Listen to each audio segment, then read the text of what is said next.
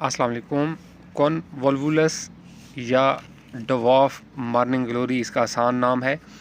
Morning glory bell होती है और इसको डवार्फ मॉर्निंग ग्लोरी कहते हैं।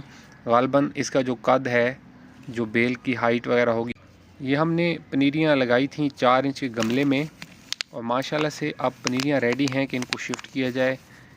अब हम इनको यहाँ से निकालेंगे और मुख्तलिफ़ गमलों वगैरह में और क्यारियों में शिफ्ट करेंगे।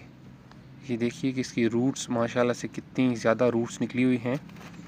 तो ये फ़र्स्ट टाइम हम ग्रो कर रहे हैं। पहले मैंने लगाया था लेकिन फ्लावर्स तक वो नहीं जा सका था पौधा।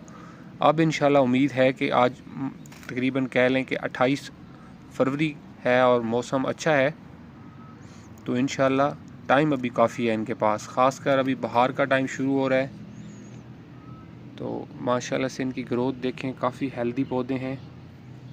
अब इनकी व्यूज़ शिफ्टिंग करते हैं। अपडेट्स जो हैं वो चैनल पे साथ साथ आती रहेंगी। इंशाल्लाह इन पे फ्लावरिंग हुई तो वो भी आपको दिखाएंगे।